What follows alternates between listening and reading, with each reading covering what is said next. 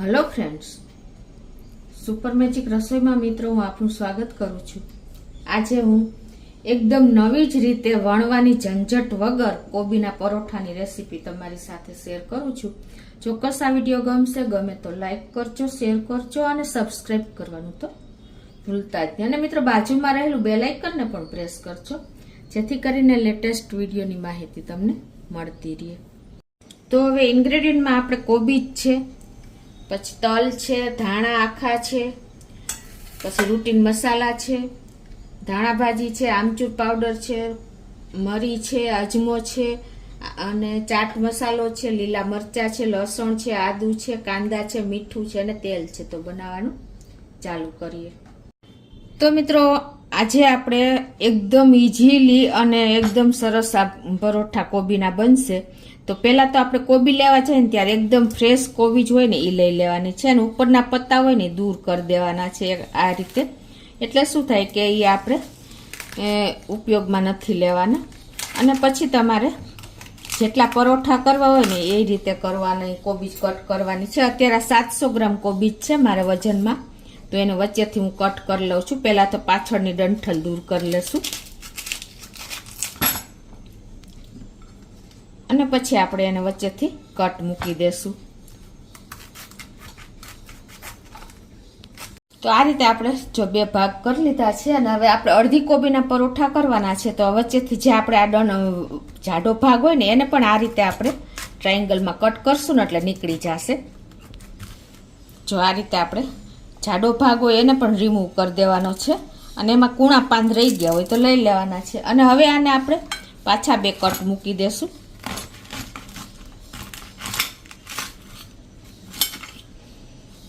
આવી રીતે આપણે કટ મૂકીને અને અનઇવનલી જ આપણે અત્યારે કટ કરી લેશું, એટલે આપણે આને ક્રોસ કરવાની છે। તો આ રીતે જો આપણે કટકા કરી લીધા છે, હવે આને આપણે ક્રશ કરવા માટે તમે મિક્સર જારનો ઉપયોગ પણ કરી શકો છો, પણ અત્યારે હું આ ક્રશરનો જ ઉપયોગ કરું છું। એટલે આપણે મિક્સર જારમાં છે ને ઓન ઓફ કરશો ને એટલે એકદમ સરસ ઝીણું ક્રશ થઈ જશે। તો આપણે બે બેચમાં અલગ અલગ કરશું। હવે આપણે આને આ રીતે ક્રશ કરી લેશું।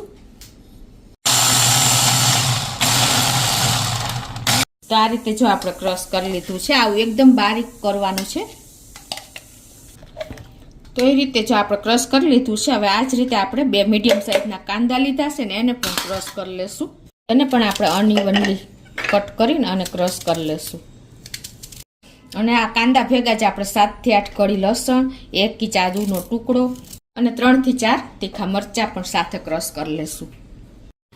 અને હવે આ બધું જ આપણે કોબી સાથે જ નાખી દેશું। એકદમ બારીક કટ કરવાનું છે એટલે આપણે પરોઠામાં પ્રોબ્લેમ ન આવે।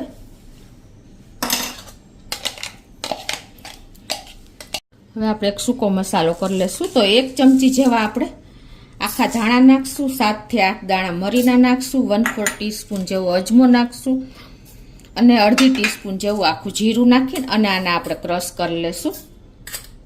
તો આ રીતે જો આપણે ક્રશ કરી લીધો છે એ મસાલો આપણે આમાં જ નાખી દેશું, કોબી કાંદા ભેગું જ। હવે આમાં આપણે ટેસ્ટ એકોર્ડિંગ અડધી ટીસ્પૂન જેવું, પોણી ટીસ્પૂન જેવું મીઠું નાખી દેશું અને રૂટીન મસાલા કરી લેશું। 1 ચમચી આપણે ધાણા જીરું, 1.5 ચમચી આપણે લાલ મરચું, તમારા ટેસ્ટ એકોર્ડિંગ વધઘટ કરી શકો છો, અડધી ચમચી હળદર અને 1/4 ટીસ્પૂન હિંગ। આ બધું આપણે નાખી અને એકદમ ટેસ્ટી કરવા માટે, આપણે ચટપટો ટેસ્ટ કરવા માટે અડધી ટીસ્પૂન જેવો આપણે ચાટ મસાલો નાખી દેશું અને ધાણા ભાજી નાખી દેશું 2 ટેબલ સ્પૂન જેવી। અને આમાં આપણે હવે લોટ એડ કરવાના છે મિત્રો। આપણે વણવાના નથી એટલે આપણે લોટ પણ અલગ જ લઈએ છીએ। તો અત્યારે 4 ચમચી જેવો આપણે ચણાનો લોટ નાખશું। ચણાના લોટથી ટેસ્ટ અને બાઇન્ડિંગ બંને આવશે। પછી આપણે જોઈ તો નાખશું। આમાં પાણી નાખ્યા વગર બિલકુલ આપણે લોટ આ કોબીજમાં જ બાંધવાનો છે। અને 4 ચમચી આપણે ચોખાનો લોટ નાખી દેશું।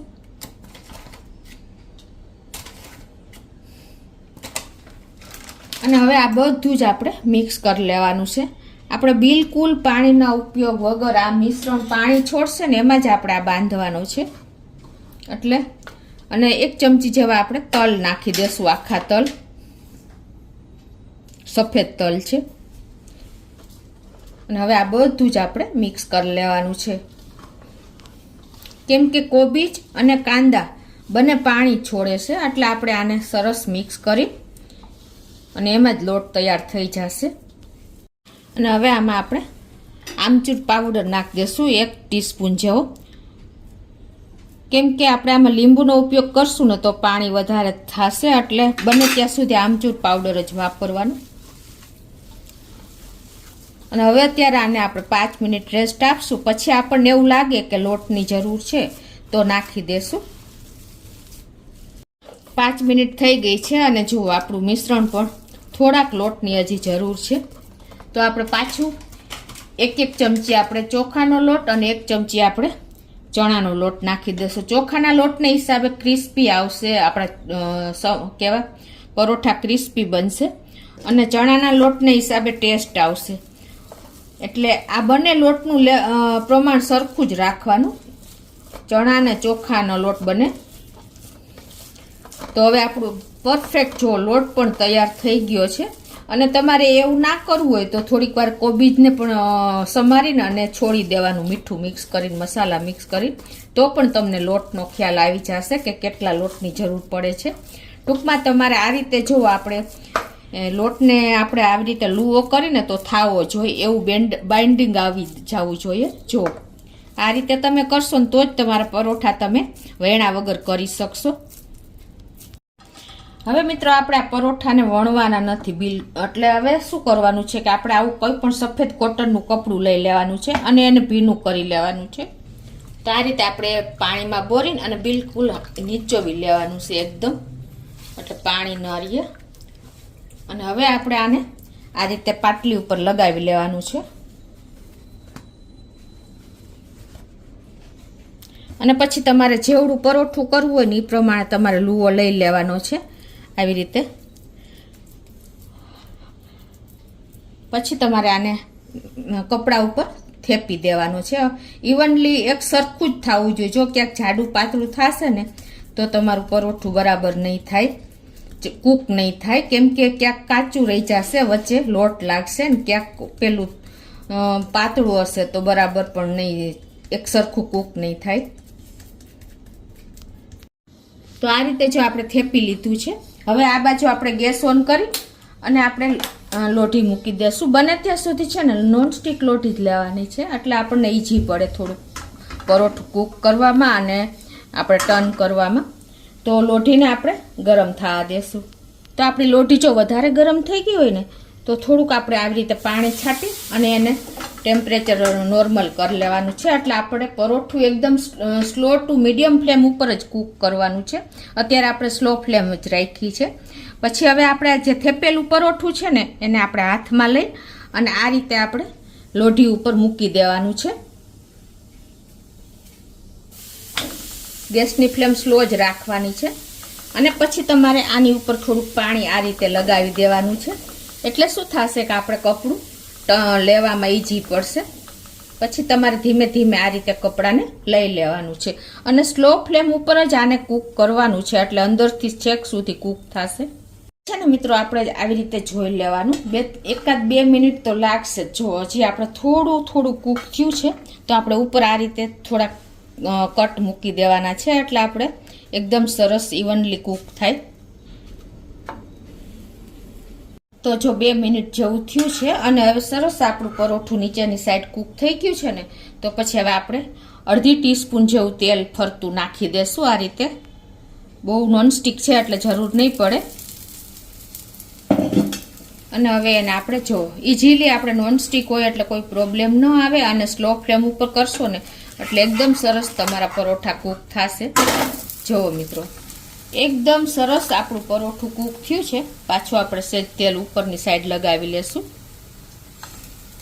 અને એને સ્લો ફ્લેમ ઉપર જ કૂક થવા દેશું. તો જો બીજી સાઈડ પણ આપણે કૂક થઈ જ ગયું છે, તમને ખ્યાલ આવી જાતો. જો મિત્રો આપણે પરોઠાની ડિઝાઇન પણ બહુ સરસ પડી છે. હવે આ કૂક થયું છે કે નહીં એ તમારે ચેક કરવું હોય ને તો તમારે વચ્ચે સેન્ટરમાં આ રીતે ચપ્પુ લગાવવાનું. જો તમારું ચપ્પુ ક્લીન આવે ને તો તમારું પરોઠું બરાબર કૂક થઈ ગયું છે. તો આપણે એકદમ સરસ જો પરોઠું કૂક થઈ ગયું છે ને મિત્રો. તમને ખ્યાલ પણ નહીં આવે કે આ વેણા વગરના આપણે પરોઠા તૈયાર કર્યા છે. એટલા સરસ અંદરથી કૂક થઈ જાય છે અને લુકમાં પણ સરસ લાગે છે. હવે મિત્રો આપણે જો અંદર તો તલ નાખ્યા છે, પણ તમારે લુક માટે બહાર તલ નાખવા હોય ને તો તમે આ રીતે પહેલા તમારે કપડા ઉપર પાથરી દેવાના તલ. પછી તમારે પાછો આ પાણીવાળો હાથ કરી અને આપણે જે બેટર તૈયાર કર્યું છે ને એમાંથી લૂવો લઈ લેવાનો આ રીતે, અને પછી તમારે એને પાછો આની ઉપર થેપી લેવાનો છે. જેવડું તમારે પરોઠું કરવું હોય ને એ પ્રમાણે તમારે લોટ લેવાનો છે, અને પછી આ રીતે તમારે પાણીવાળો હાથ કરી અને આને આ રીતે થેપી લેવાનું છે. પતલું જેવડું કરવું હોય ને એવડું થઈ શકે છે. તો આ રીતે જો આપણે પતલું પણ કરી શકીએ છીએ. ખાસ તમારે પેલો લોટ પરફેક્ટ હશે ને તો આ કામ તમે કરી શકશો. હવે આપણે આને આ રીતે લોઢીમાં નાખી દેશું અને પાછું ઉપર થોડુંક પાણી આ રીતે તમે કરશો ને એટલે ઇઝીલી તમારું કપડું રિમૂવ થઈ જશે. જો મિત્રો હવે આને આપણે બીજું ખાસ શું ધ્યાન રાખવાનું છે કે સ્લો ફ્લેમ ઉપર જ આપણે આ પરોઠાને કૂક કરવાના છે, તો જ અંદર સુધી કૂક થઈ જશે, નહીતર અંદરથી લોટ લાગશે. તો આ રીતે જો આપણે બીજું પરોઠું પણ તૈયાર થઈ ગયું છે અને ઇઝીલી નોનસ્ટિક હોય એટલે ફરી શકે છે, અને તલને હિસાબે લુક પણ સરસ આવ્યું છે. તો હવે આ રીતે આપણે બધા પરોઠા તૈયાર કરી લઈએ.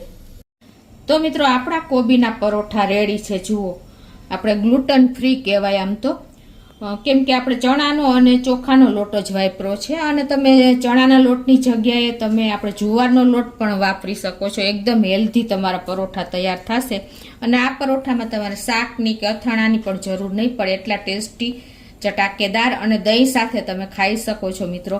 તો તમને ચોક્કસ આ વિડીયો ગમે તો લાઈક કરજો, શેર કરજો અને સબસ્ક્રાઈબ કરવાનું તો ભૂલતા જ નહીં.